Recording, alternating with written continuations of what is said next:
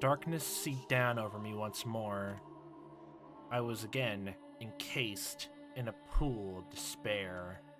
Slowly, ever so slowly, it wore away at me, eroding me into nothing. If I didn't come up for air, I soon would take the witch's offer. Cackling like a demon, I would place a curse on someone. I would kill them. Reviving her was a mistake I never should have made. And not for the greater good or anything so noble. No, every time she spoke, a little more of my spirit died.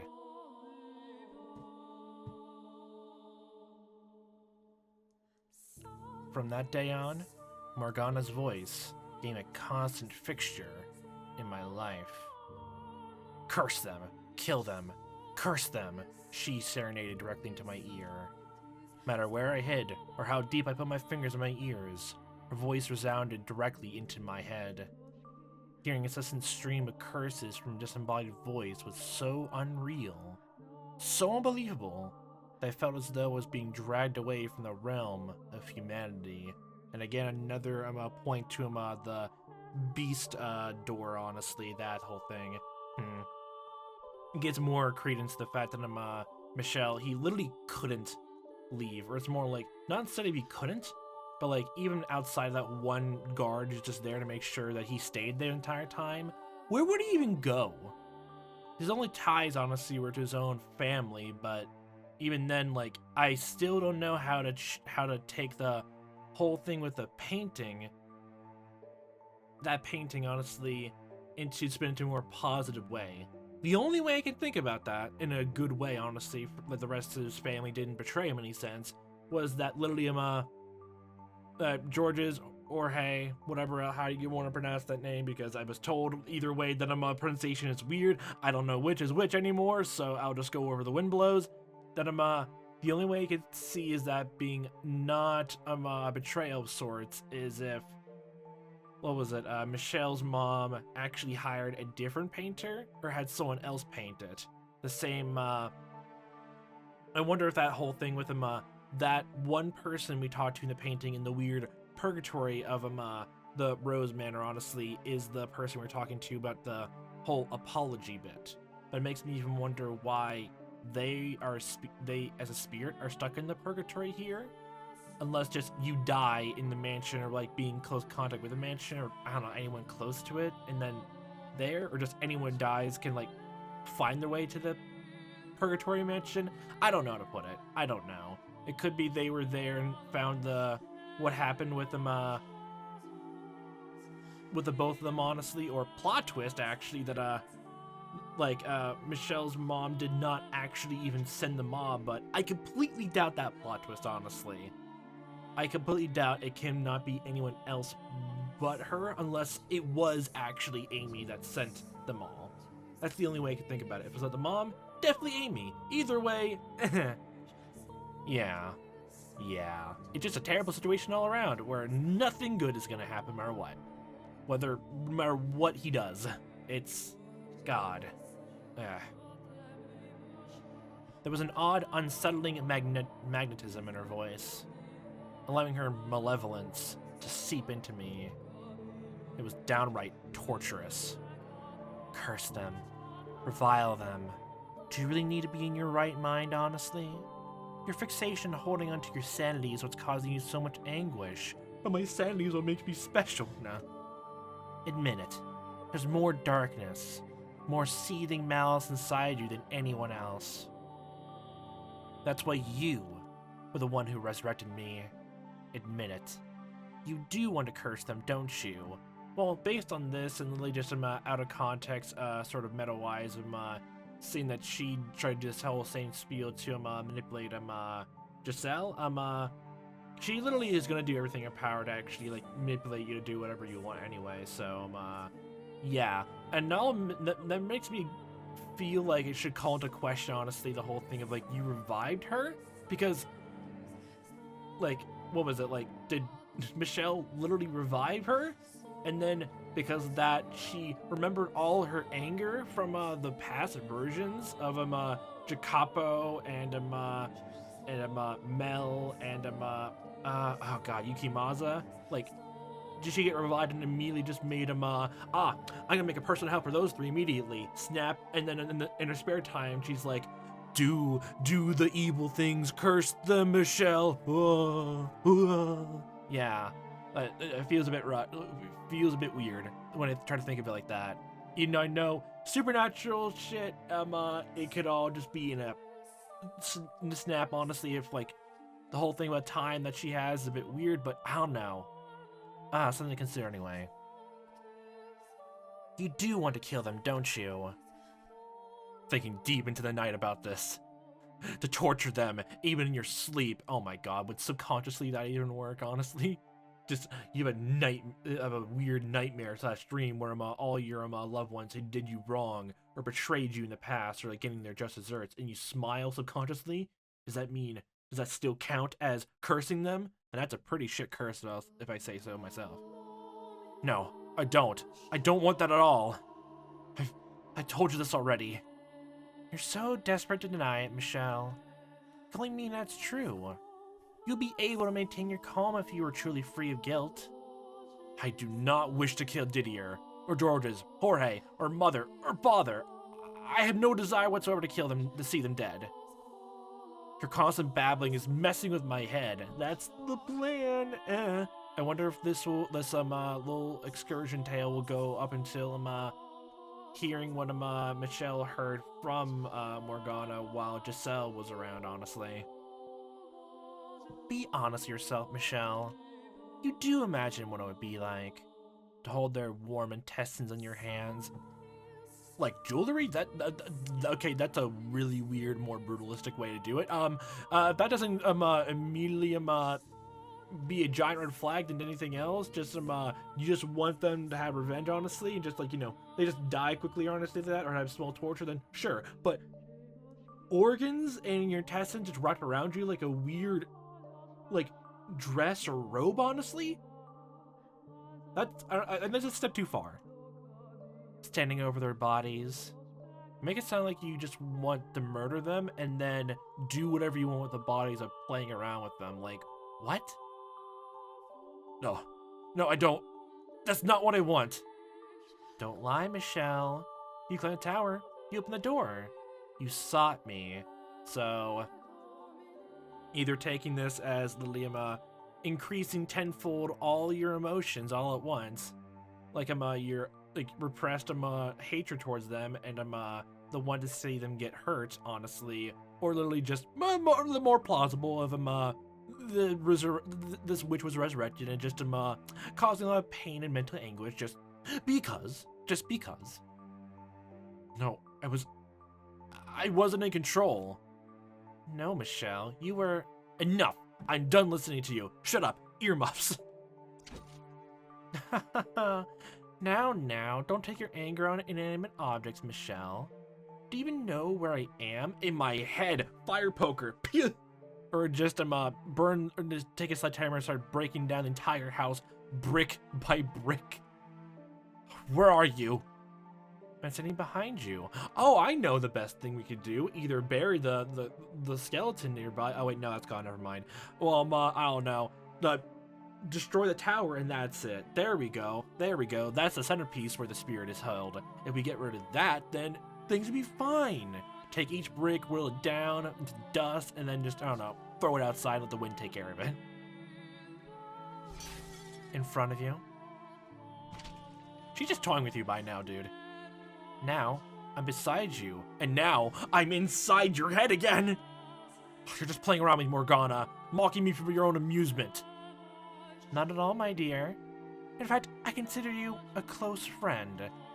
Why would I mock someone who means so much to me? You've already been doing that for a while, and I'm intrusive thoughts everywhere, so I'm toxic friend then, if that matters. We are not close. Technically, if she's being truthful, she's technically really close, but not emotionally close. You'll come to understand in time that we are very much the same. And when you do, you will also know that I am the one person who truly understands you. Enough. Enough. Enough! Let it go, Michel. Curse it all with me. Despise it. Kill it. Make it suffer. Curse it. Please, just stop. And where might you be going, Michel? Wherever you run, I'll always be by your side. Should just always be following around, going from room to room to room. Are you gonna pray to God to exorcise me? Now that's quite amusing, considering I am the child of... No, sorry, we can't hear any of your foreshadowing of you telling your story years in the future. No, we can't have that. Run, keep running, Michel. Keep running. I'm not trying to hurt you, Michel. On the contrary. Stop talking. Please, just stop. I want to set you free from your misery. I can't take anymore. Please just be quiet. Who's there? I'm here to deliver your monthly package. I see. Slams door open. Michel? Is something the matter? I opened the door, and there stood a servant in the Bollinger estate. He seemed to be quite perturbed by the sight of me. I must look terrible. Morgana's voice, her words, sat my spirit dry. A human. Okay. A normal person. Not a witch or spirit or a demon. Well, if you want to talk to someone, there's that guard nearby, but I know you don't ever talk to them at all, so, I knew good and well the servant would never do anything to help me. He wouldn't believe a word I said. But at that point, his humanity was enough for me to latch on to. Even though I didn't realize it, I would take any social interaction I could get to latch on to my humanity once more. Seep the social energy. We're all social creatures. We'll sap the social energy from others so we can live in harmony and bliss. God, help me, please.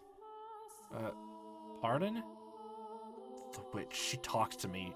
She never stops talking. I'm begging you, please get me out of here. Let me go back home in your carriage. Please let me go back. The witch's voice is killing me. It won't go away. I can't escape it. You're just like, oh, maybe it's better that you stay here, even though literally who knows how long you were here and isolated in a room. But of course they're not gonna be that understanding. Of course they're not. No one back then is probably ever going to. What was it like? What was it? I guess it's almost a weird conditional reason why some people think I guess solitary confinement is still an adequate punishment, which is probably a bit more torture than anything else. Please, I need your help.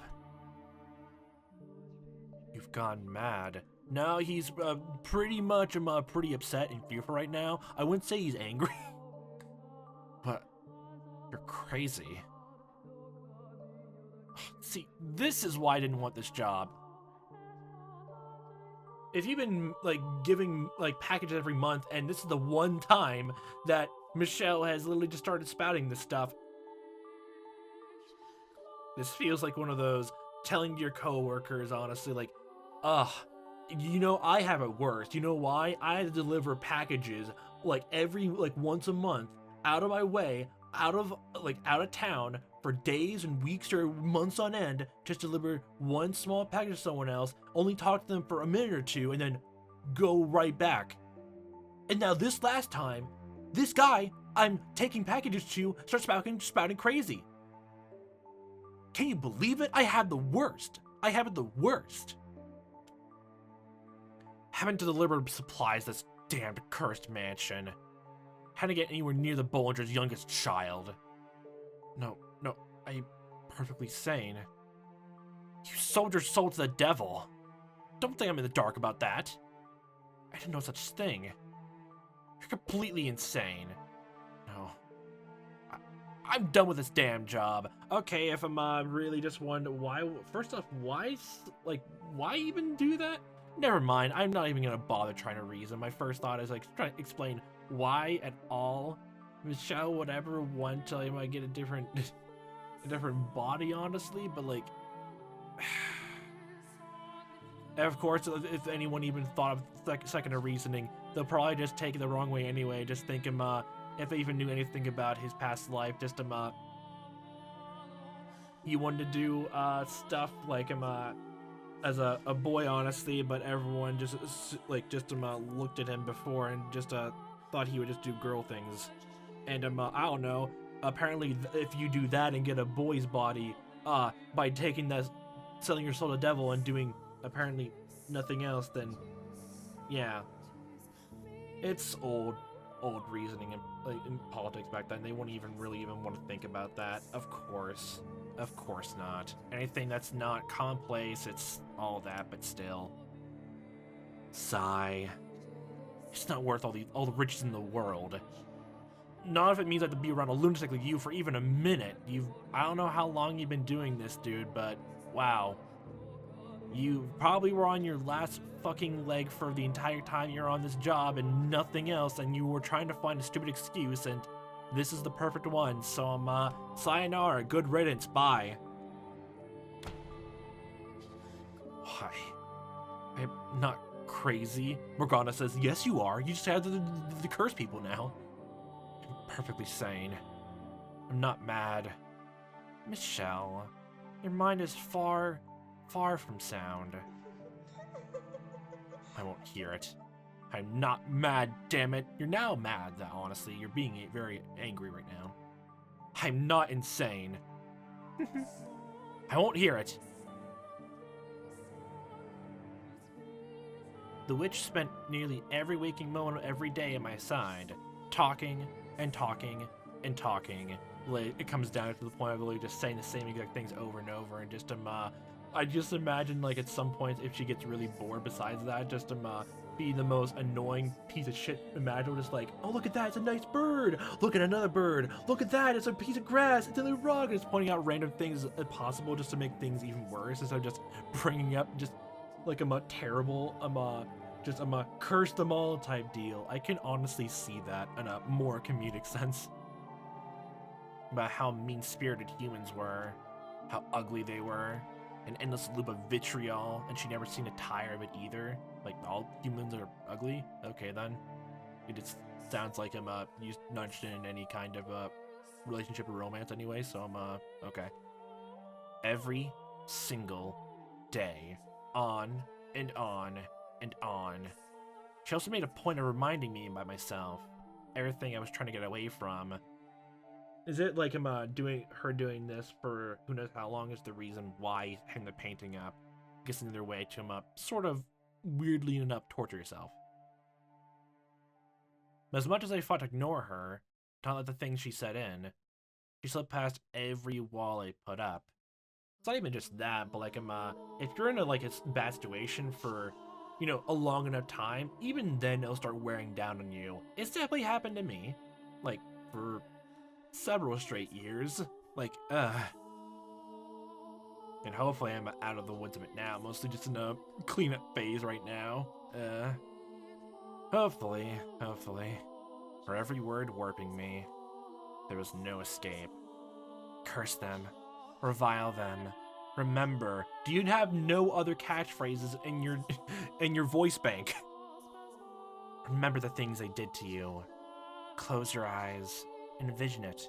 Remember the scorn in their eyes, the way their lips twisted as they laughed. You need only curse them. You can wipe those irreprehensible smirks out of existence.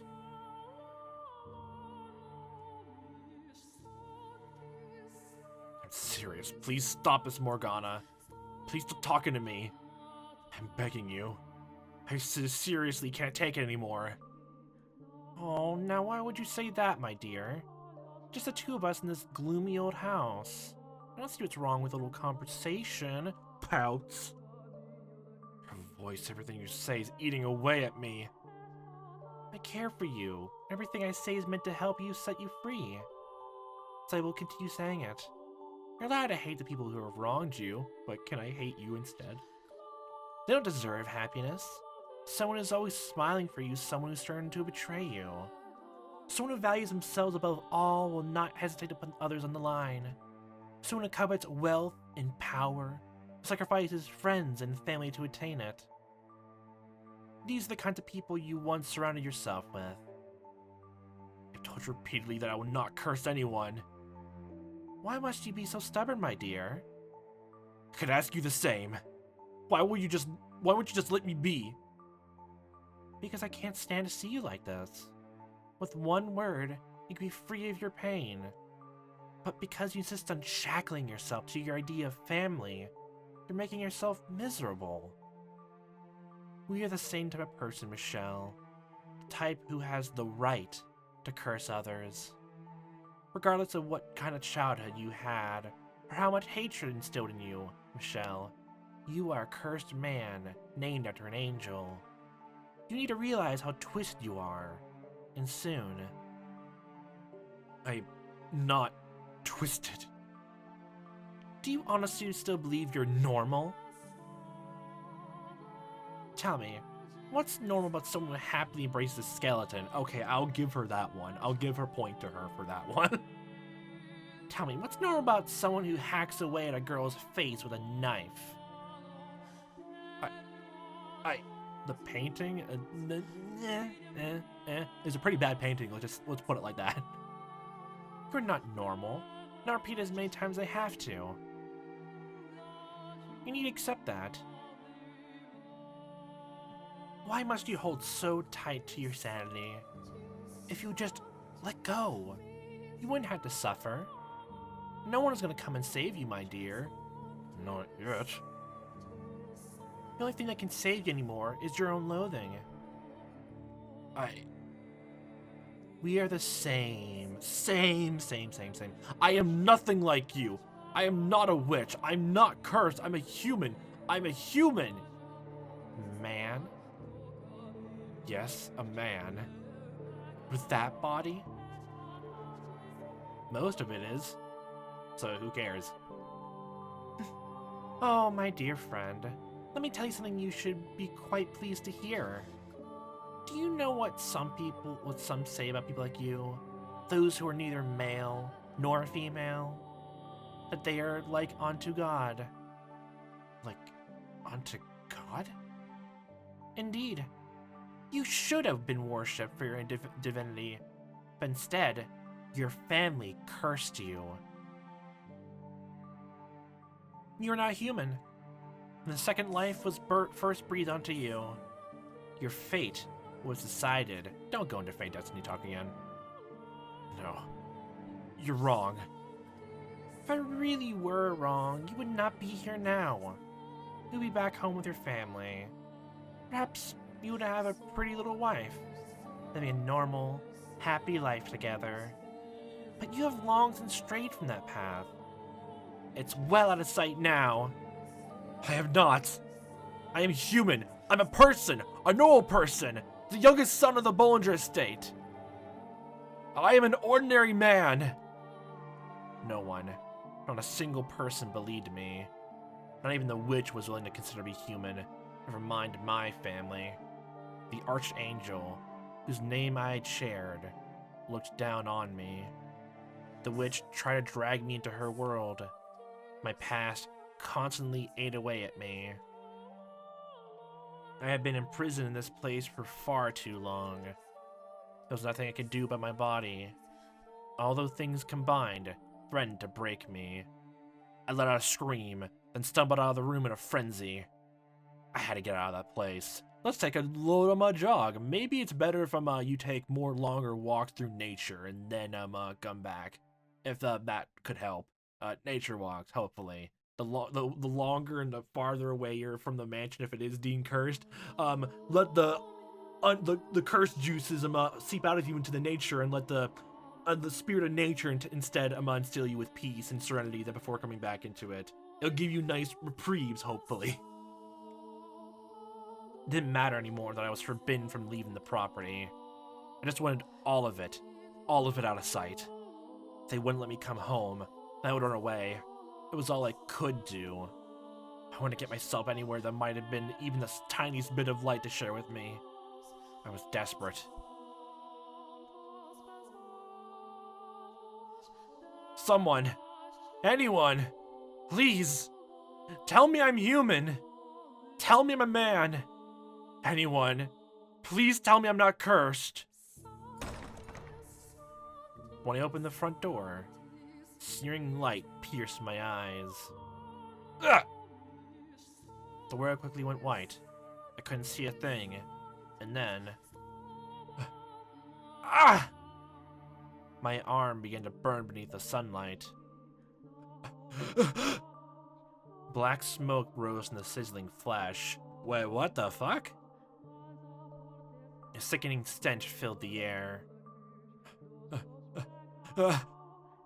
Excruciating pain quickly spread to the rest of my body. What? Like, just a tiny bit? Like, is the sun that hard? Like, that hot, honestly? I mean, I know, like, albinism really kind of has that too, but, like, is it that fast? Is it, I don't know, is it summer and, like, the sun hit you and then immediately just starts cooking your flesh immediately like that? Burning smoking flesh? I don't quite think so. I don't quite think so.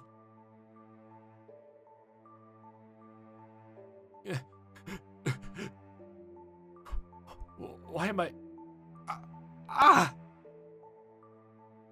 Water. I slammed the door shut, restoring darkness. Gasping and groaning, I trudged back into the house in search of water, which I'm sure the witch Morgana observed with a great deal of pity.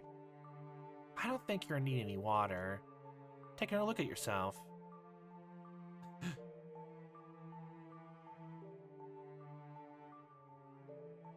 With what little light managed to worm its way into the corridors to guide me, I dragged myself into the chapel, stopping beneath the pale light shining through the stained glass window. How... I wasn't burned. In fact, my skin hadn't even turned the slightest bit pink. There was nothing wrong with me as far as I could see. Where had the pain come from then? And the distinct stench of burning flesh? I don't know.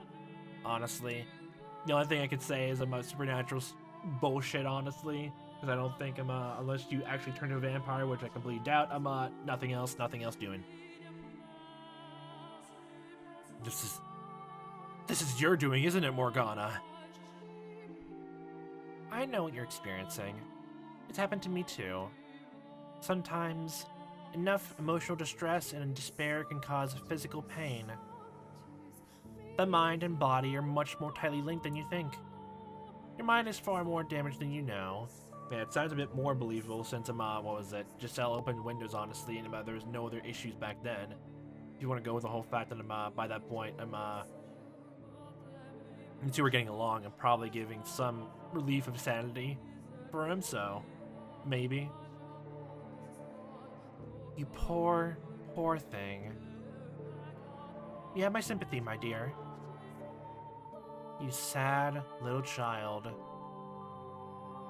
Collapsed on the floor in front of the multicolored window. I felt like the whole world was closing in on me.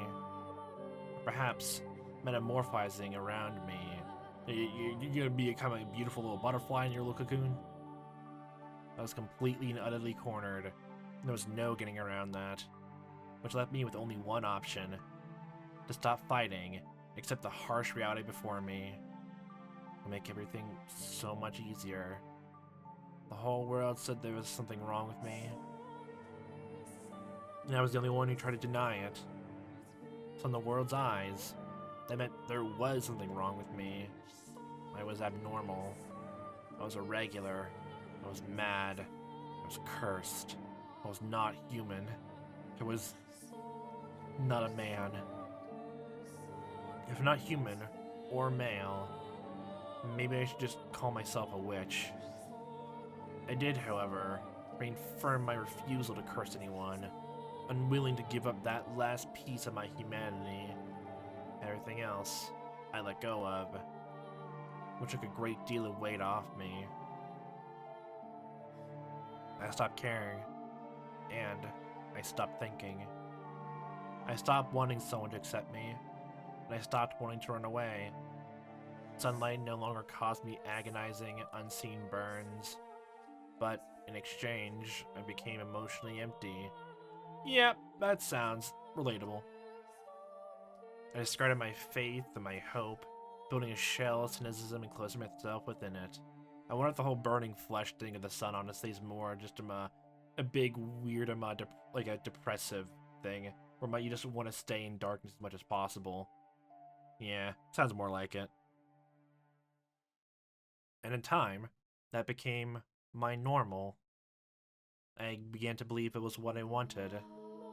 Tranquility filled my days.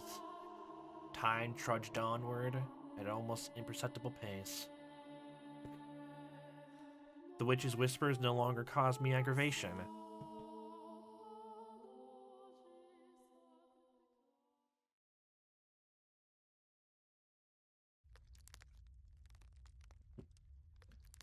Essentially, nothing of note happened over the next 2 years. At one point, a man with an unusual disease stumbled across the mansion while wandering through the forest. But there is little more to be said about that. For nothing at all would have convinced me to care about someone else. I spent much of my time sitting before the fireplace. I covered the stained glass window with drapes. I loathe to even think of that damned archangel. Staring at the dancing flames, I was able to forget the passage of time. Watching, unblinking, as the red and orange tongues flicked back and forth. They seemed to spread outward from the fireplace, consuming me. Whether by the raging infernos of hell, the cleansing fires of purgatory. Thought of being swallowed up and burned to ashes by a massive conflagration was quite pleasant.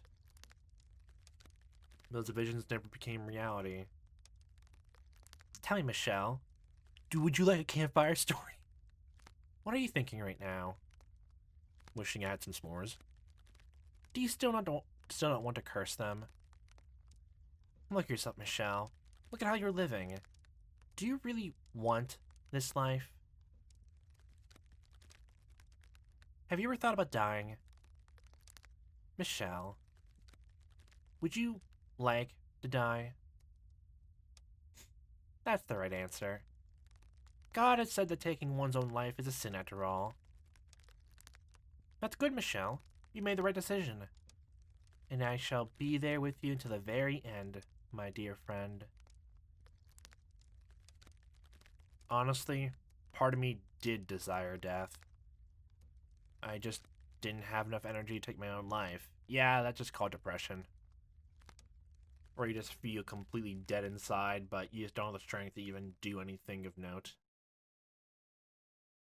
I would say, like, it's kind of the same thing of, like, if someone you know that's been depressed for a while, like, suddenly is feeling very much more energetic, a bit more happy and bubbly, you should really care about why they feel that way. Because that means they could still have some very self-loathing thoughts, but now they have the energy to actually take action. So yeah, really look after them. My mind and spirit were far too decayed.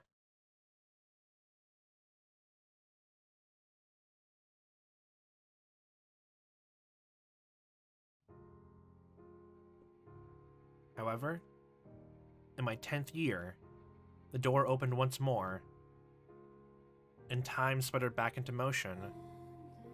When you showed up, Giselle, everything I had given up on, and everything I thought I'd lost, it all came back. At first, as you know quite well, I was deeply mistrustful of you. I hated having you around. Yeah, I would say like 10 years honestly is enough for that, but like I would still say how she reacted was very justified. Even without knowing the backstory, it's pretty a shitty thing to do.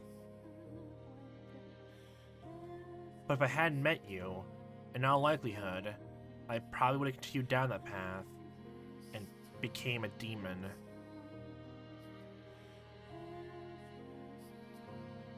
But you seem to but you seem to me like a rather handsome man. I think I get what you're trying to say, but my mental image of a witch is definitely more a woman. So you're not a witch. The witch could be a man or a female. because wizards have a more positive connotation, apparently. I've actually been reading a fanfic that's actually talking all about the distinction, honestly. It's kind of funny. Witch, wizard, and sorceress, they're all different. Tell you the truth, I didn't know who might be here, which had me rather scared. But I think I can make this work. It's a pleasure to meet you, Master.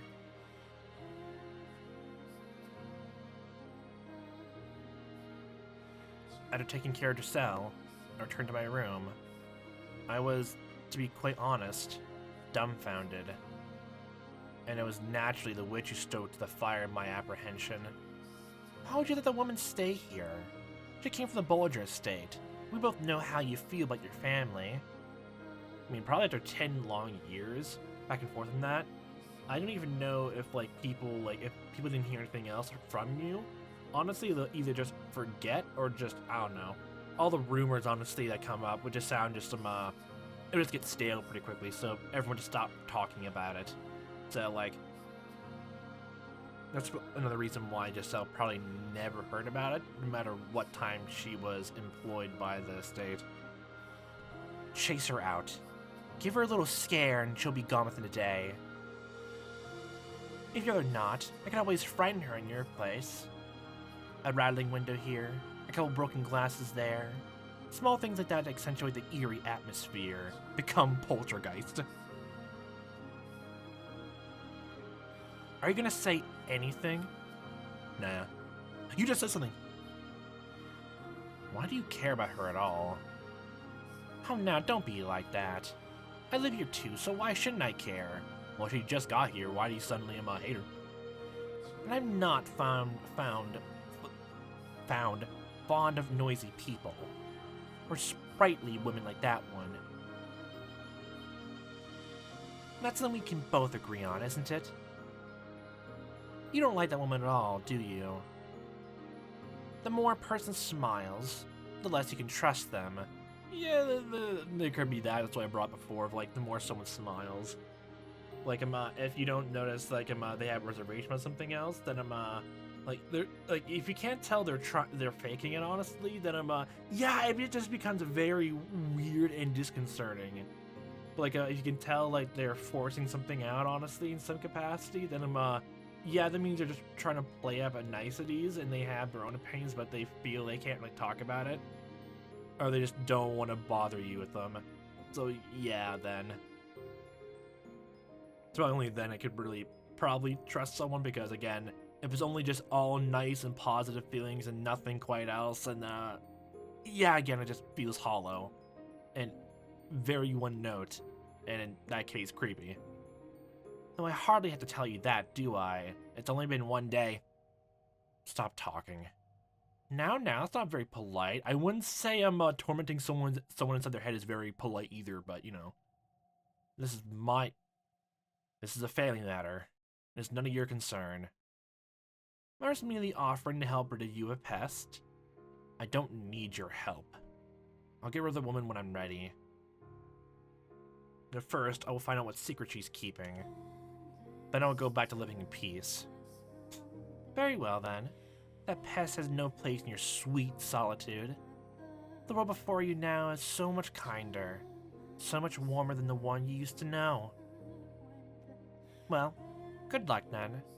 If you need a helping hand, don't hesitate to ask. Oh, and by the way... What now? You've changed, my dear. I'm pretty sure 10 years will do that to anyone. I like you so much better like this. I always hated how much you reeked of human.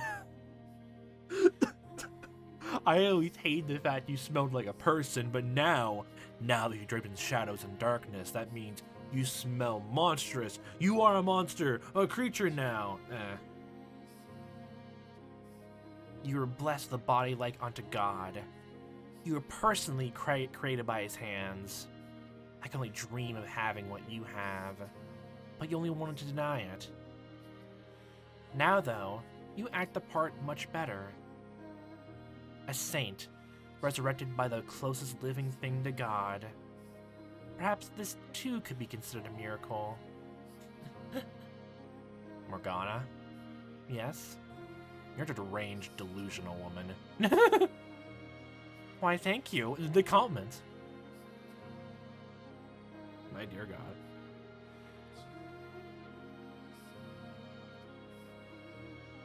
Giselle was a woman who smiled a great deal. Her jade eyes seemed to glimmer every time she made a new face.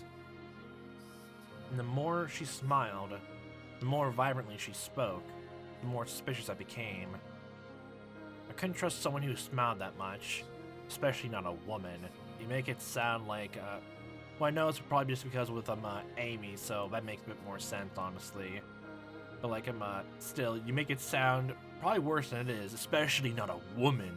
I can almost hear. And the way she kept trying to get friendly with me didn't help that impression at all. I had a hard time believing she honestly wanted to get to know me. Couldn't help but think she was trying to fish for information. Anyone trying to get close to me had to have some ulterior motive, like Amy, who had only done so to satisfy Mother.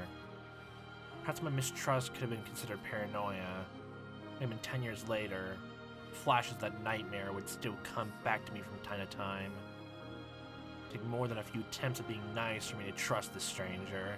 Yeah, like, you don't have to do it all at once to do it what makes you more comfortable. Just like, there's the whole thing of like, if you do have an outburst when you're in a horrible state of mind, it's still technically your fault that you lashed out then, and you have to make amends because of the consequences for that.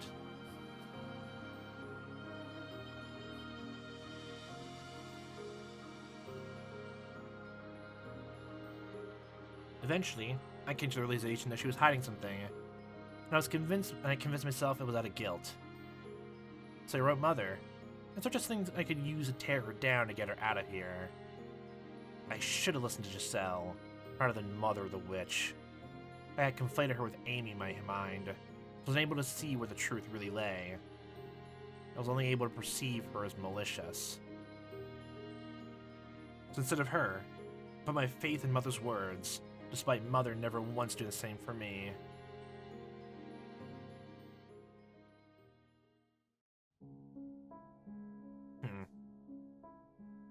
I feel there's definitely something to say about, after a while, like, you just want to have some solace of, like, being told you're right, even to the point of going and siding with people who absolutely hate that you exist. To just agree with you, or just, like, take their words honestly. There's gotta be something to say about that. But there's a lot of people in the world who do that. Just people who who are minorities, but still agree and like fall into groups where people who just hate them anyway, but still are involved in them, those areas, like, willingly. My beloved daughter, Michel.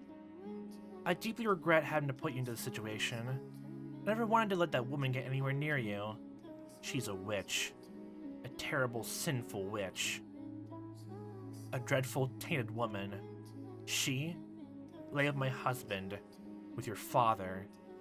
She's a lowly merchant girl who wormed her way into our family so she could exploit your father for money. She committed a grievous sin, the sin of adultery. I tried to have her executed, but your father wouldn't allow it. So instead, he had her banished to atone for her sins. It feels a bit weird, like, when you label like that, of somehow the lowly servant girl was able to seduce someone who's her boss and higher up above her. Get your priorities straight, lady. Unaware that you already lived there. I could not tell him either, but that is mine and your brother's secret. I pray you can find your heart to forgive your mother for their failings. Forgive me for delivering a witch to you. I would not be surprised if she tried snooping around. She's a ruthless fiend who will do anything for money. Should word of your curse happen to spread, it would surely draw unwanted attention from the church. We have no allies except each other. Michel, this letter, I have included a knife. The blade's been blessed with holy water, which should allow it to eradicate the corrupted, evil soul, the witch. I ask of you, with all my heart, to send an awful creature back to hell. Ow. I honestly thought, like, you just got a knife from, somewhere in the mansion, or it was, like, one of the package deliveries, honestly. If, you had to cook for yourself. It was storming that night. Erratic claps of thunder ripping through the sky. Giselle let out a panicked scream, shoving me back. The look in her eyes kicked into the emotions I thought I'd lost. I knew that face. I knew that scream. Because that face had once been mine. I screamed with that same utter despair at the world.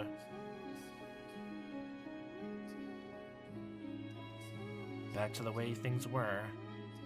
Yes, finally. It's quiet again. I'm honestly surprised she stayed as long as she did. In a way, her tenacity is rather impressive. Not many persist for so long in the face of such obvious disinterest. But you know no one would try to get friendly with you without good reason.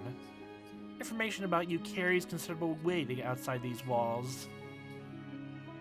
The look on her face, then. Was that really just her putting on an act because I revealed her scheming? If you think she was afraid of you, you're mistaken. That's how people behave when their sins are brought to light. She was screaming, though. And she looked genuinely terrified when she knocked my hand away. You're not gonna let this woman's screams clear your judgment, are you? I like how you're immediately trying to sidestep it instead of actually address it. A woman can make a weapon out of anything. Tears, a smile, fear. The day she arrived, you recognized her smile as fake. So surely you aren't gonna fall for this. Very loud scream, definitely like... Again, what's the... Okay, if, like, you don't see her again, what's the point in faking a scream? And then running out and nothing else? What's the point in that? I'm not falling for anything. I feel like I know that frenzied panic. It feels like a forgotten time all that long ago. Something doesn't add up. Just nothing, my dear. In fact, what perplexes me is why you simply didn't kill her when you had the chance. Well, that's always your first opinion, apparently. You have no other option to think about. Are you afraid of the sight of blood? Yeah, every single time it's literally just that and nothing else, and nothing else, and nothing else.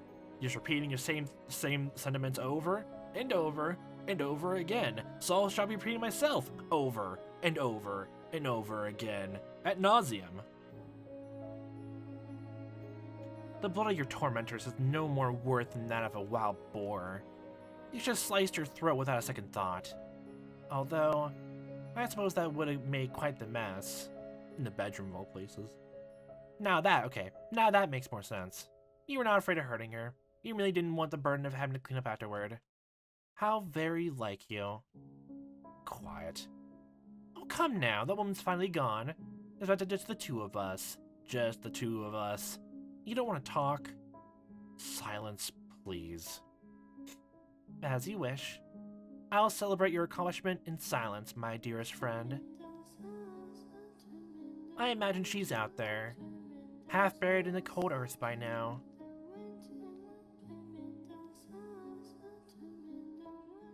I get chills every time I consider where I would be if I had done as Mother said. If I had killed you, or if out there in the forest, you had succumbed to the unforgiving weather. Life had never given me much in the way of good fortune. Probably like to the very end, probably until you died, honestly. It would just be like that. Although I completely doubt it'd just be like they'll hide you again even when your dad died anyway, so. But you coming back, you being alive, was absolutely a blessing. I'm done. I can't take it. I'm through with this whole world. You don't have any idea what I went through there. How hard it was just to keep myself together. Giselle, do you understand? I know very well how painful it can be for no one to believe you, for no one to accept you. I know far too well what it's like to want to scream. You're done with the whole damn world. I truly do.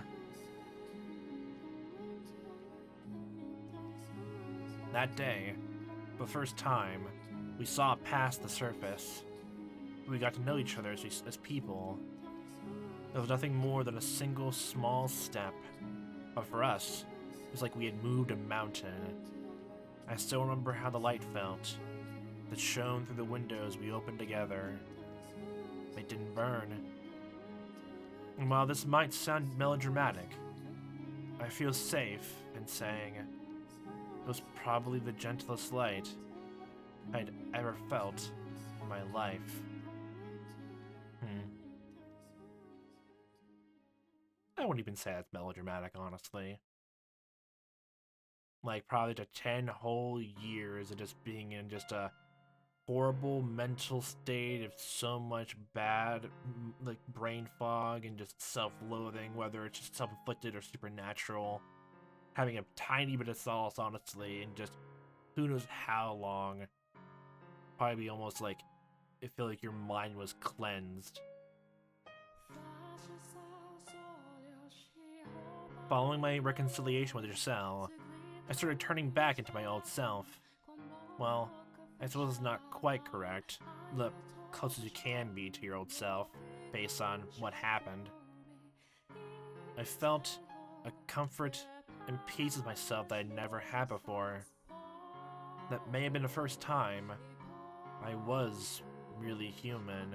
It'd still be, like, you can bring up the whole thing about the monster and human metaphor brought up, like, going through Higurashi, like, you can still feel like you're a monster and still just be human, or the other way, vice way around. I wouldn't even say that it just makes you, like, dehumanizes you, honestly. I know, like, I've been, like, ever since saying that, like, I've been, in a weird way, trying to, incorporate all my vocab and language, honestly, to fit around with that. And definitely it's hard to, like, try to, use, that kind of language without, like, using, like, using small, like, insulting words, almost like, how monster, abomination, just saying creature, something else, like, like, trying to use those words, like, using the insulting, like, tone, or, like, implication, honestly, underneath it. It's definitely hard to do that, but I really do still fall along with that, literally. To make it still feel like a monster, but can still be human. Having someone else around began to feel normal. It's something I was certain I would never have. It was incredible. Though, to someone else, our time together may have seemed frivolous and empty, our conversations meaningless chatter. I never thought the day would come when someone would laugh at something I said, when someone would smile at the sight of me. However trivial, Saint Giselle, smile, made me happy. Nah, just like you're just finally comfortable with someone else, honestly. Like, instead of people literally just, again, ostracizing you, hating, and just doing everything in the book to, like, just try to put some very harsh distance between you. At least having one person, honestly, like, have, like, a back and forth banter without any of that hostility lying in the background just be enough. Oh, darn it, where'd you get off to? Are you here? Are you in the vase? Are you here? Michel, where'd you go? Are you in the mouse hole? Are you in the walls? What's all the racket? Is something the matter? Oh, master. Yes, a cat. A cat? A naughty little cat's been sticking to the cellar the past few days, so I'm trying to catch him. If you happen to come across him, don't let him get away. How would the cat get in the vase? How big is that vase? Right. And what will you do once you've caught him? Well, I don't want to punish him. That'd be mean. If he isn't coming back, I think I'll take him in and teach him how to be a house cat. I don't even know, actually, how you properly train a pet like that. Like, I don't know, like, in a sort of way, like, I don't know, you shout or anything like that, like, discourage, like, the bad behavior and use treats from, want to do something you like? I guess that kind of conditioning? That's the closest thing I can think of right now. I don't know all the tips and tricks, honestly, just, apps like sitting down and training animals, honestly. You mean to keep him? Are you not fond of cats, Master? I don't mind them, no. Then there you have it. Hope it doesn't take too long to warm up to us. We have a cat now. What's his name? What's the name?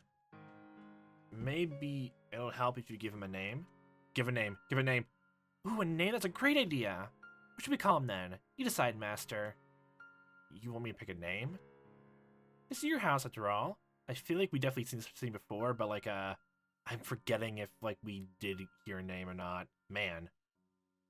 Is something right you would be the one to choose? I'm not sure I follow that reasoning. What does the cat look like? Oh, God. Well, he's wild, so he's dirty, I guess? He's kind of got some spots here and there. Don't call him Spot. Is he ugly? I'd say so. Yeah. Groom it. Brush it. Brush the fur. Will you brush and braid my hair, Megan? Alright then. Ugly Speckles, MK2. Where the fuck did MK2 come from? Exactly. That's a name? Why on earth would you want to call something that? What does MK2 even mean? Those are the real questions. But be quiet. It's obviously Mahiro Koizumi 2. DR Danganronpa MK2. God, I love that fanfic. I wish it gets updated again. I know the writer's still busy on Product Eden's Garden, but still. Oh, it's still good. Be quiet. It's on you if he runs away, Master. My time with Giselle made a normal person out of me. Made me able to tell stupid jokes. I get frustrated or surprised or exasperated. I started showing actual emotion. Are we never gonna learn what you mean by MK2? We are never going to, are we? Man. Man. Our silly, meaningless banter became something precious. My heart of stone began to soften. Something more malleable, like Play-Doh. The world she created for me was what I had yearned for my whole life.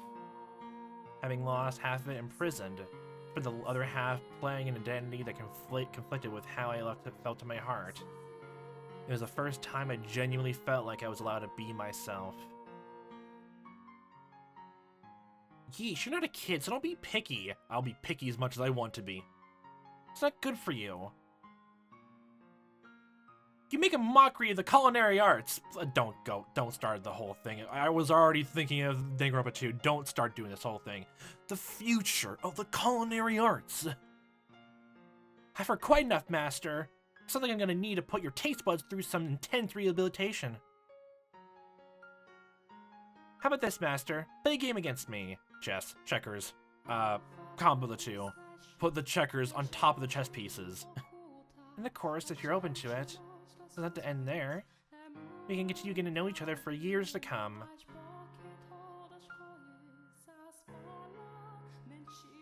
Giselle. Though I did my best to not show it, I think that I treasured our time together even more than you did.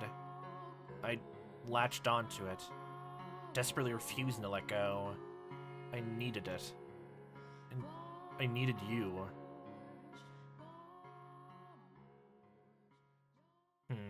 I'm still getting reminded again that it feels like probably Giselle probably almost like unconsciously realized or just thought to herself that she probably was not going to see her own family again ever since like she got here and got close to Michel, and then took up Morgana's offer.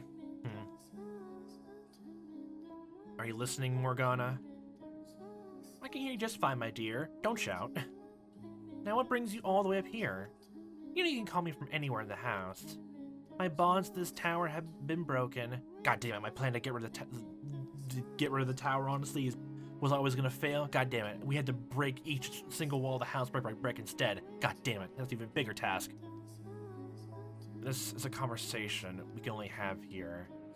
The place where we first met. Because we enjoy nostalgia and full circlery here.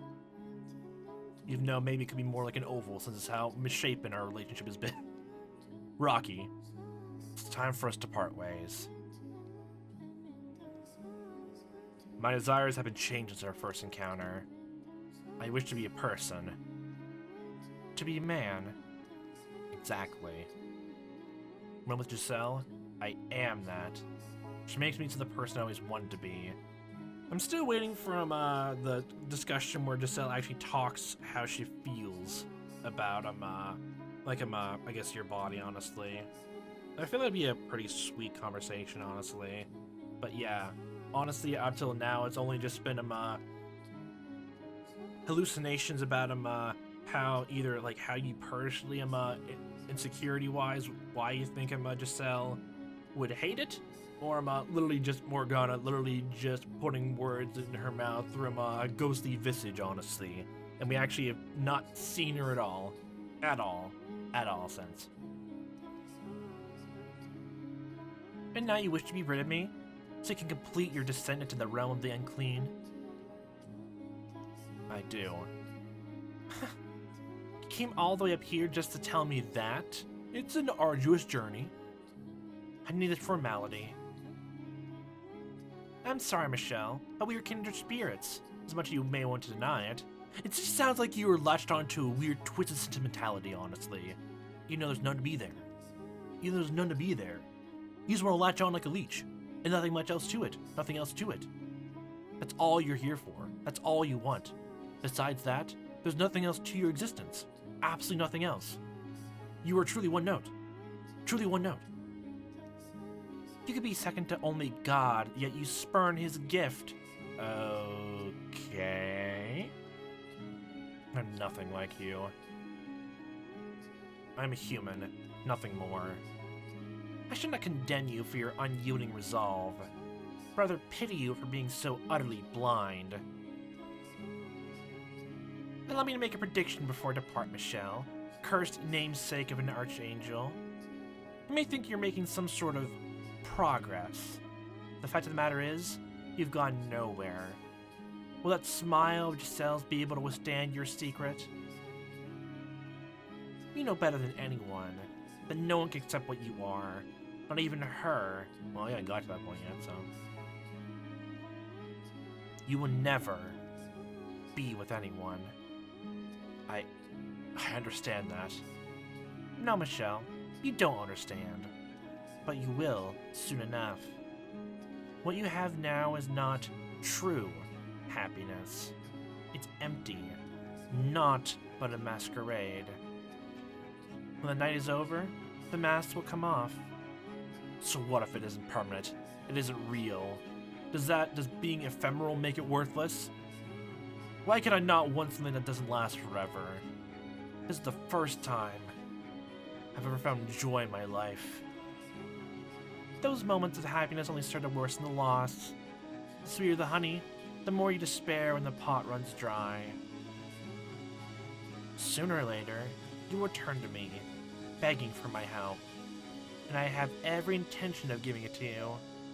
I'm not hold this out over you either. When you come to me, it'll be in time of your utmost despair. And when your little paradise finally comes crumbling down, you will become what I am. An amnesiac girl, apparently? That you put him through? What? So take my leave from your side, in anticipation of that day, and just latch on the tower until you die up here. Until we meet again, my dear.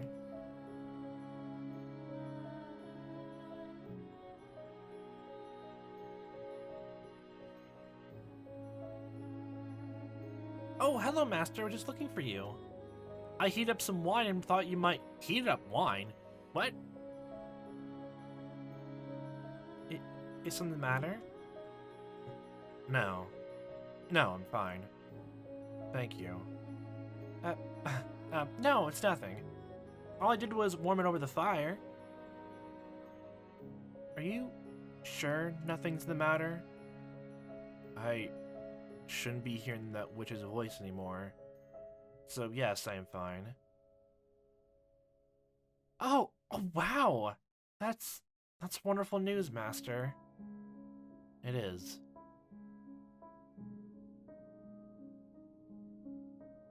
Giselle seemed quite relieved when I informed her the witch would no longer be bothering me. I knew she didn't believe in the witch, but that wasn't what mattered. What did matter was that, despite likely questioning my sanity when I had first told her about it, she hadn't tried to pull away. She treated me the same as before. She never stopped smiling. At least now we know it's more sincere then. And that meant so much more than whether or not she believed in the witch. With Morgana's voice no longer constant in my ears, my life started to feel like some approximation of normal. In fact, I would say I was probably happier than most. Nevertheless, I tended to keep a certain degree of distance between us. For what the witch had said rang truer than I wanted to admit. You would never be with anyone. Having been born to this body, that was my reality, and there was nothing I could do to change it. I had come to accept that. Or so I thought. I wasn't going to covet what I couldn't have, but I had gotten a taste of that sweet happiness. I started to develop a great affection for that smile. As much as I tried to tell myself that I was just getting caught up in the moment, the feelings would pass in time. I found myself unable to restrain the swelling of emotions within me. It's still sweet, it's still very adorable. That day by the fireplace, I thought that all I wanted from you was friendship. To have you in my life, always nearby. I thought that if we were simply friends, I'd still be able to see the smile, even if you were to learn what I was. Not if we were merely friends, you'll be able to accept that. So I would keep these things I felt inside at all costs.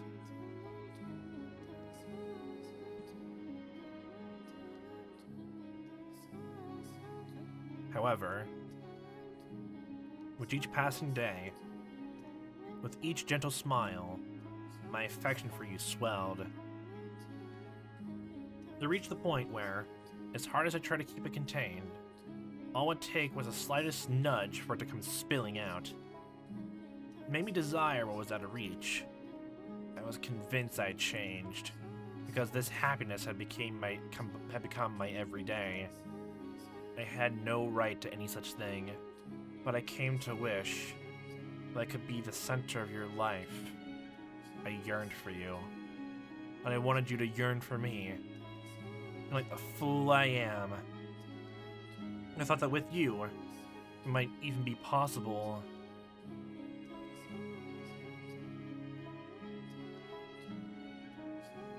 Huh.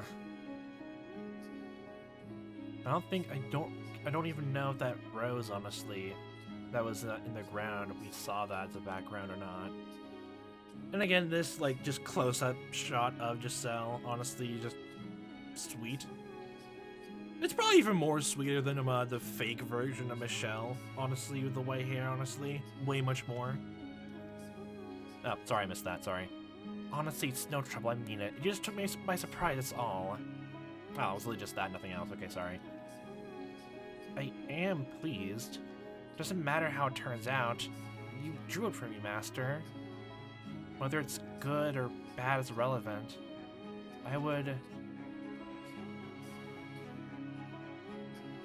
I'll be happy with anything drawn from me by the man I love.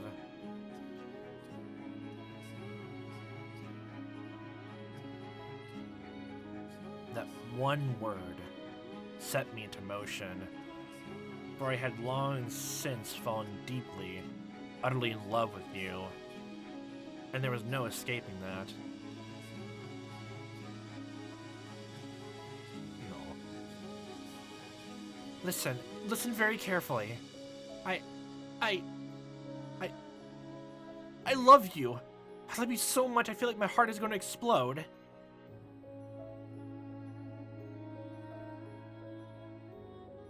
Nevertheless, there was no escaping my past, what I was. Knowing I could never truly be with you. I could do nothing about this body. I pushed you away. Seeing how the color drained from your face, I knew I'd take that step. I thought that maybe you could change my world. If you really did love me as much as you said.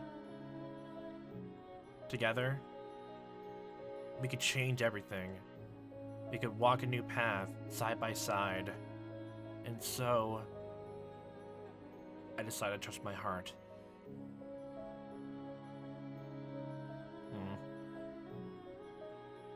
I'm in heaven. I'm so happy you could cry.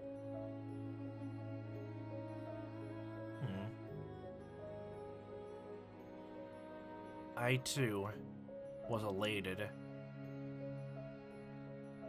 That led to all this, yeah. It all makes sense in hindsight. Giselle, I'm sure you thought I was a kind-hearted man. My love for you was pure and chaste, and I wanted to be that for you. But beneath the surface lurked indecent desires. Despite saying I didn't want to hurt you, that just having you by my side was enough. My desire bubbled with the warmth of your skin. That sounds like another step in relationship. Hopefully not that too far. I wanted to let that heat take over, to let my hands run free. I feel it burning deep inside me. I longed for intimacy, not just emotionally, but physically. I wish I could lay you down on my bed and satisfy those desires. I wanted to make love to you. Unfortunately, that was not possible.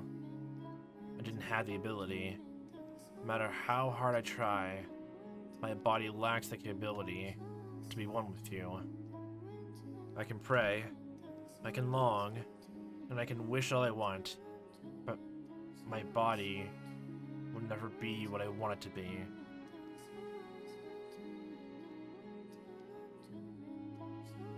I am gray. Though I have always known my true color. Is your true color and your favorite color gray? I have no way of becoming it. My heart has always known what I am, but the world refuses to accept it. Every time I claim I'm normal, 5 say I'm an abomination. Would it really have been too much to ask for me to be born normal? To let me be who I truly am? Is that really so much to ask?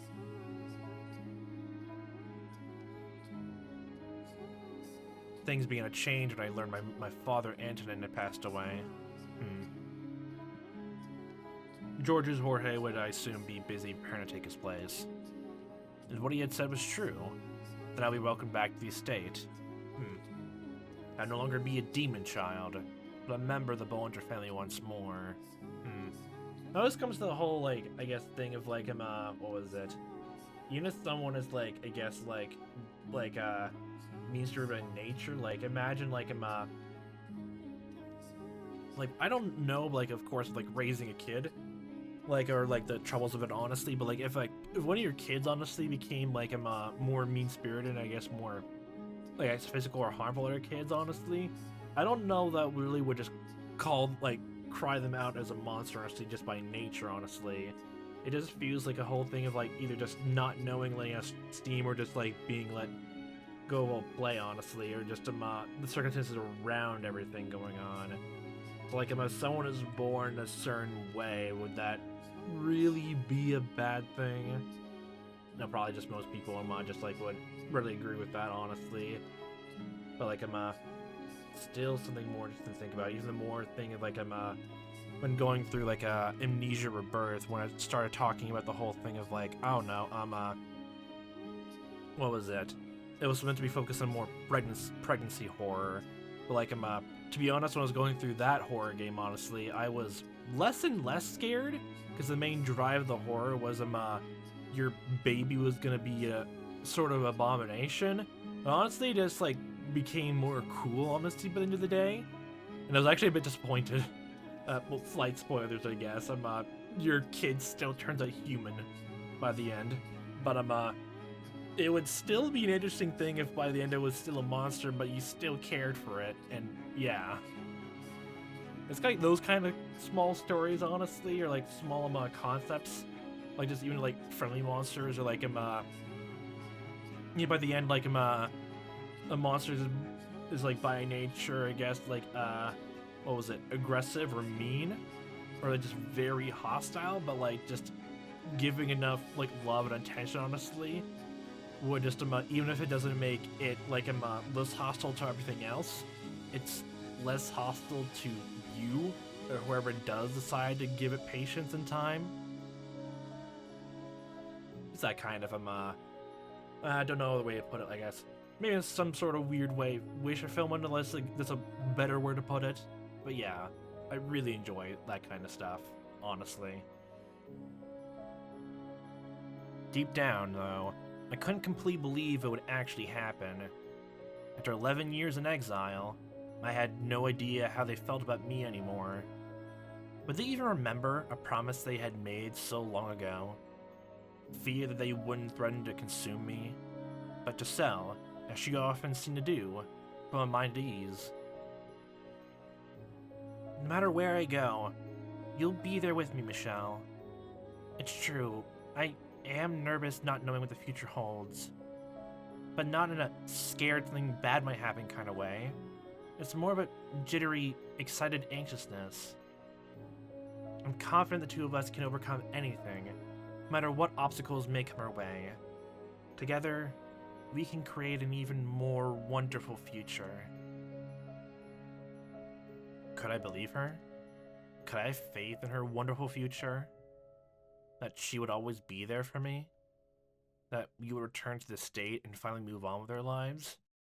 Well, we kind of, you can find, I guess, kind of realize just from hearing from her, point blank, when you're trying to get your memories back, then yeah, she would still stick through thick and thin. So, yeah.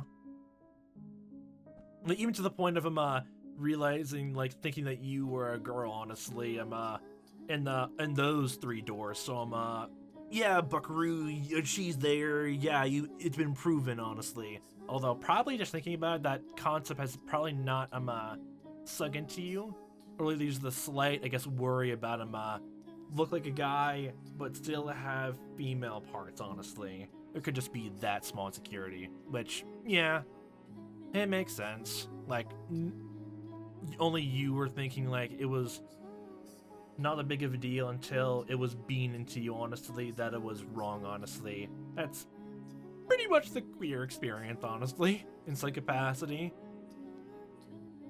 Yeah, I've definitely had that several times. Hey, look, lots of homophobia on the internet, especially in the early 2000s, honestly.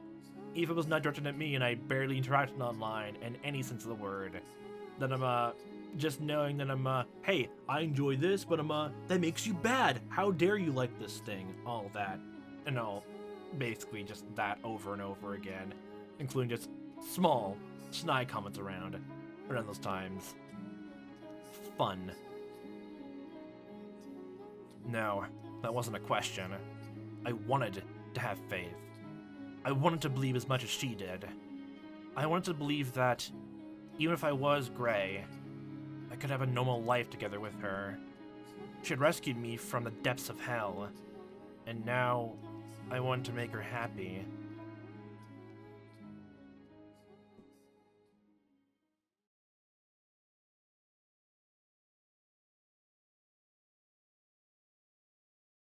After taking that step in our relationship, I made numerous attempts to reveal the truth about what I was.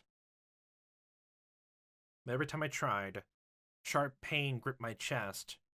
My words faded into nothing before they could reach my lips. I knew that if our relationship were to continue, I had to tell her eventually, but merely imagining her face twisted in disgust nearly crushed me. She was everything to me. And so, as we prepared for departure, I decided it was time to make some changes. It was time for me to break out of my rut. And what happened next largely depended on whether my brothers were willing to accept me as a man. The course of my future took was in their hands, in their hearts. If they couldn't accept me, then I couldn't return home. I prayed from the bottom of my heart that things would turn out for the best. My family would accept me for who I was, and that they would accept what I had with Giselle. I decided I would tell Giselle everything after I received the responses. I hoped dearly that she would join me, wherever I ended up. I couldn't provide Giselle the same kind of happiness a normal man could, but if she and my family accepted me, I would do anything I could to build a happy family with her in my own way. And so, I sat down to write.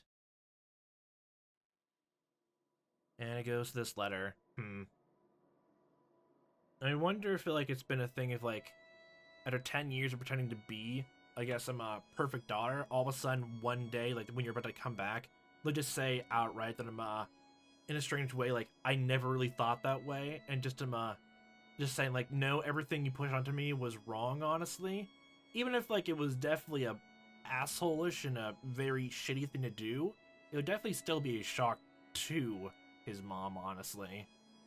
So I'll give the tiniest midget, the most minuscule benefit of the doubt to her.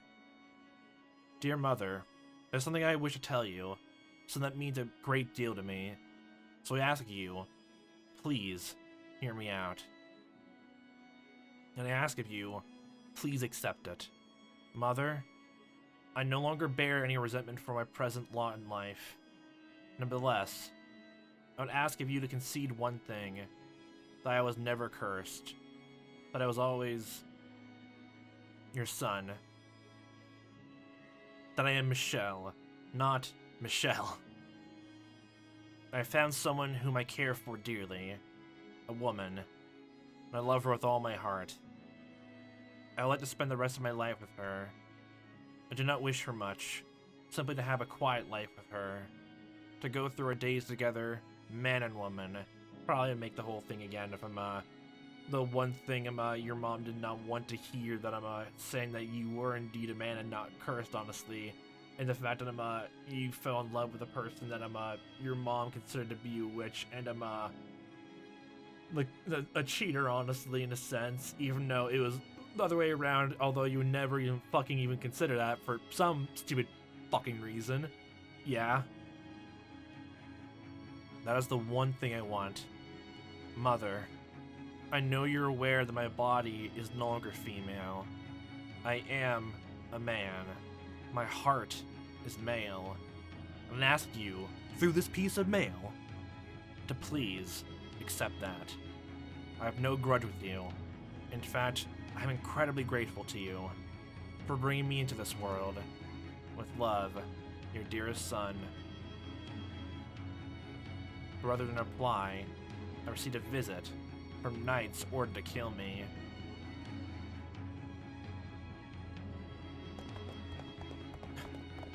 Michel, tell me, why do you think this is your fault? What is your curse? Your curse? It isn't just the color of your hair and eyes, is it? There's more to it, isn't there? There's something else, isn't there? Can you hear me, Morgana? Morgana, please say something. Morgana! Your predictions, they were right. I was a fool, and you can laugh at me all you want. So please say something.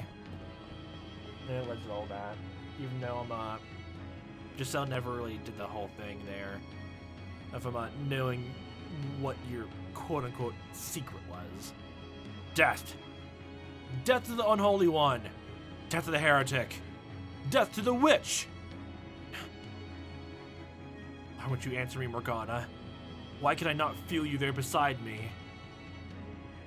You said you would help me when I came for it. Well, here I am, begging for your help. Please come back to me just this once. I know you're there somewhere. Please, before they break down the door. Michel, I'm alright. It's okay, Michel. I'm not scared. You're here with me after all. I'm fine. It's all fine. So please, hold me until it's all over. Please stay with me. Michel, my dear, why would you ever believe that fairy tale nonsense? Why would you ever think a wonderful future awaited you? Morgana.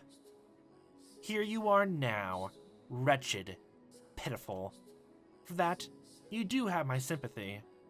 I will help you in your time of need. Finally you speak. Under the condition that you die for me. Apparently. Michel?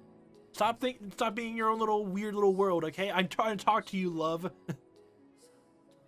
I can feel the despair emanating from you.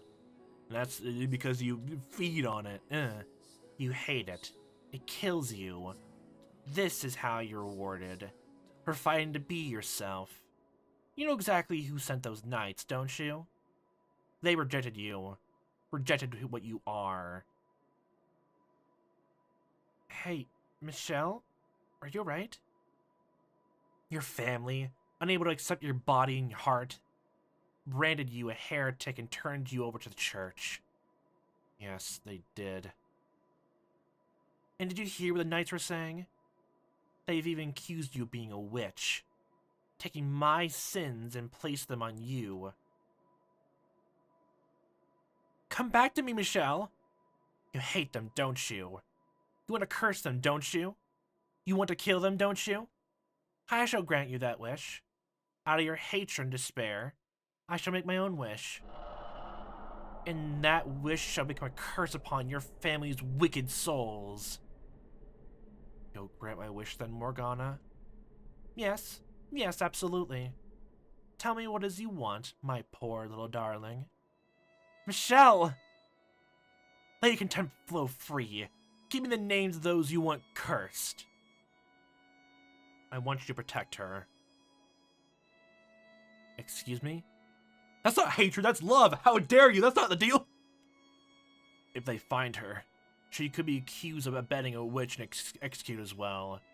So please, use your power to keep her safe. You said you would grant my wish, did you not? You changed the terms and services right now? That was not the wish I was hoping for. I know. But that's the wish I want you to grant. Morgana! And offer me something in return. Such a disappointing wish will require a sacrifice. Step beyond the door, my dear, and witness ultimate despair. That was my plan anyway. So long as I'm considered a heretic and marked for death, my being alive puts Giselle in danger. Indeed it does. Yet here you are, shaking like a scared little child. Of course I'm scared. There isn't a single person who doesn't fear death. Please, keep her safe. You're the only one who can help me, Morgana. You have my word. From this moment, I vow to protect her life. Thank you. Giselle, please hear me out, Giselle. Never thought anything good would become my life. Never thought I would find anyone who truly understood me, who would be happy to have my love. And for that I hated the world. I was in constant torment, living in the shadows. But then, a single ray of light shone down on me. Michel. You, Giselle. You delivered me from the darkness. I'm scared, Giselle. I'm terrified. I used to think my life was meaningless. It didn't matter if I lived or died. But now, I can't stop shaking. That's perfectly normal. I'm scared of death too, but what scares me most is losing you. Michel. So please, allow me to repay you. I said I'd do anything for you, so let me do this. I haven't given you anything. I haven't done anything for you. So give me one final chance. And the rest is history. Michel! And just burst and jump through the door while everyone just sees no one else inside the room, honestly. It's just an empty tomb. What are you doing? Get back in here, Michel! And they can't hear anyone, by the way. I gotta pull that again. What? Why the door? I can't open it. Michel! Michel, what did you do to the door? Come on, get back in here! I guess you really can perform miracles, Morgana. I don't want to lose you either! I know that by doing this I'll bring you pain to sell. But I can't make you happy no matter how hard I try. I realize that now. Say something, Michel! You're out there, aren't you? Please, please don't do anything rash! They're gonna kill you if you're out there! Giselle, the witch told me... What? That you ensure your safety. Michel, she isn't real! There is no witch talking to you. It's all in your head. A figment of your imagination created to alleviate your loneliness. Rest assured, she does not lie. Michel! Pray that someday she'll be able to get past this, to move on with her life. She needs to know that's what I want. I have to find the right words. I'm pathetic. My voice is so shaky. Please listen. You are a wonderful woman, Giselle. Spirited, true to yourself, deeply sympathetic. You are not to blame for how difficult your life has been. Most of the fault lies with me and a bit of bad fortune. That's all behind you now. Once this is all over, you can start anew. What are you talking about? So survive. Live a good, fulfilling life. Move past this. Live your life and always love your family. I know you can do it. That is my wish for you. No, I don't want that. I want to be with you. No one else but you. I don't want to let you die. There it is! Death to the heretic! Death to the heretic! Death to the heretic! Just repeating it over and over. Get back in here, Michel. Open the door. My choice is to live on without you. I'd rather... Your scars will heal. You'll find a nice man and have a wonderful family. Why? Because you have a good family. You have a mother and sister who love you. If you're to be executed here with me, you'll be marked a heretic as well. And your family would be condemned. I don't want anyone else to suffer that kind of disgrace. I can't tell you any of that. Because I don't want you looking to why I'm a heretic. So this is where we part ways, Giselle. Thank you, Giselle, for bringing light into my world. Don't say that! The year we share together, the months since our relationship blossomed, have been the brightest days of my life.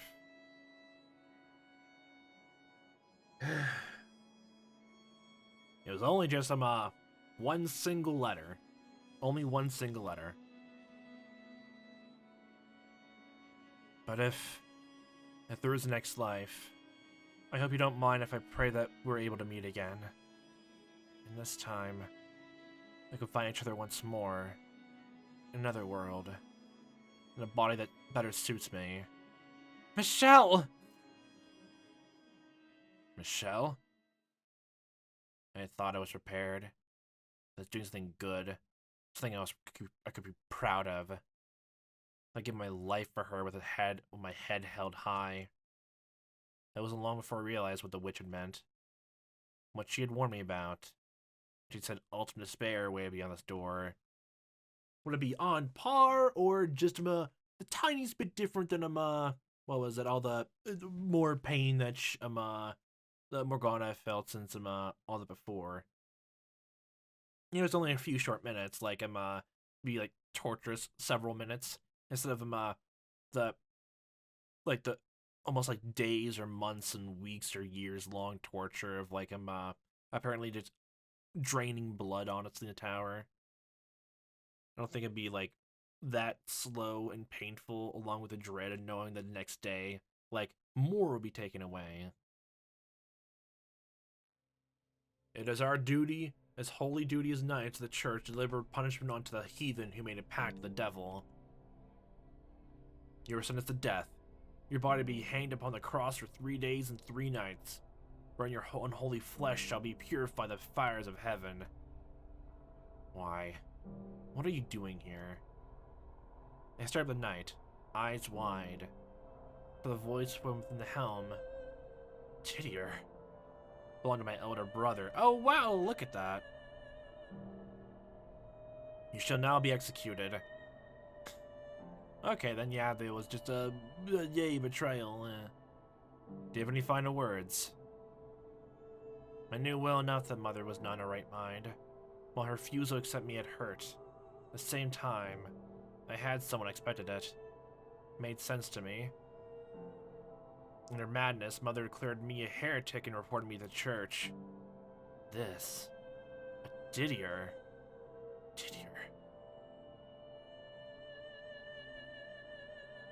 Men wield swords and fight against dangerous enemies. The duty to protect the weak, women, and children. I'm here to protect you and your mother. What are you doing here? Why are you pointing your sword at me? Are you smiling behind the cold steel helm, frowning, or staring expressionlessly? All this is only just going through your head. You never actually called out to him, honestly. Because Giselle never heard that name before. Because I'm pretty sure if he said it out loud, I'm pretty sure Giselle remembered it, and I would have latched onto it immediately. Though your transformation was too much for mother and father to accept, with enough time, everything will go back to the way it was before. Just like it did for myself and George's Jorge. None of this is your fault. It's all unfortunate timing. I'm not gonna start spouting, honestly, of how I feel about that. I'll let the story tackle it, because if they're being ambiguous about how he was feeling, then I'll be ambiguous with my own feelings and thoughts as well. You said that it would all go back to normal eventually. Can I trust that even if the whole world says I'm cursed, they always be my side? They always be my brothers? Can I put my trust in you once more, Didier, George's Jorge? Never just because of that, if I'm not even too sure the pronunciation, I'm just gonna use both. You absolutely can, Michel. I swear to God and high. Did your vow have any meaning at all? I spent years here in this dark house, waiting, believing you would come through for me. So why? Why are you standing there, half dozen knights at your back, saying I am to be executed? Why?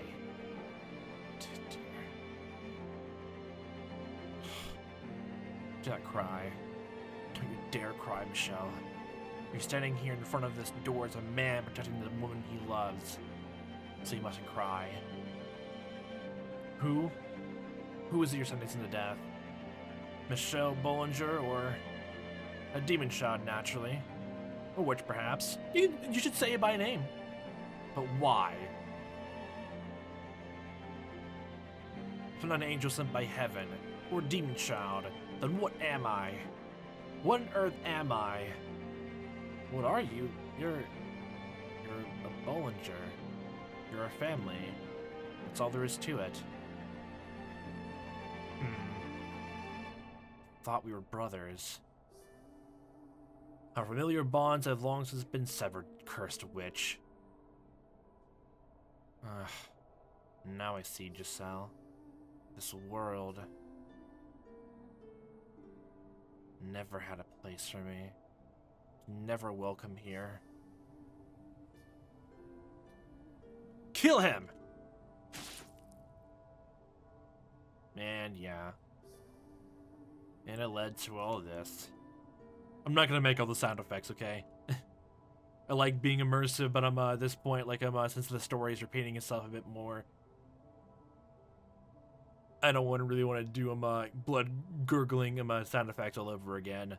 Repeat the whole large blood waterfalls going all the way down the steps, honestly, and burning the flesh of all the knights, honestly, or something like that. So many blades pierce my flesh. Didier's sword in my chest, lances in my arms and shoulders, arrows in both my legs. I can hardly even tell what hurt anymore. Still seems very convenient that even if all the familiar ties was out the window for so long, you then waited years anyway to attack and kill those. So even if you don't think that way, you had to put on a show just because all the knights, honestly, because it's your weird fucking duty, honestly, and you're being watched, honestly. I would think that's way worse than actually just full sail believing that a close family member was a demon, honestly. Just knowing that no, you're still my brother and all that, you're still family, but I have to do what they say. I have to. The pain from within was much clearer. My heart cracked audibly before shattering completely. Don't cry. Do not cry. Tears only make me more pitiful. So don't you cry, Michel. Don't cry.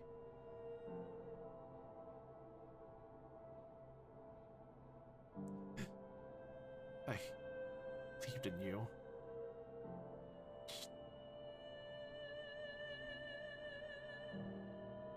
Dear, when I was younger, I idolized you. Those broad shoulders, muscular arms, gentle eyes. Everything you said. Your simple but pure desire to become a knight. I thought if I could be like you, then I could be proud of who I was. Though that may have faded somewhat after being locked away for so long. My adoration for you never went away. I thought you, of everyone, would accept me for who I am. And I thought you would celebrate my relationship with Giselle.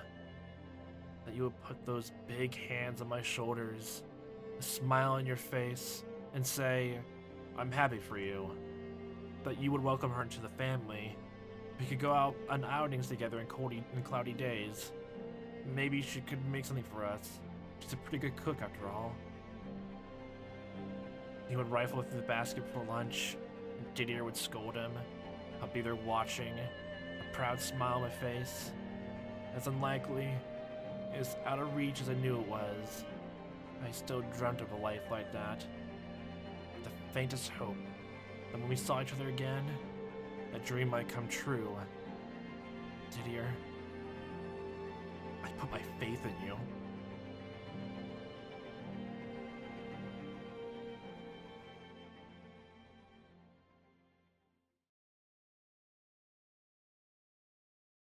And apparently, if anything to believe, Didier did not it did not matter at all.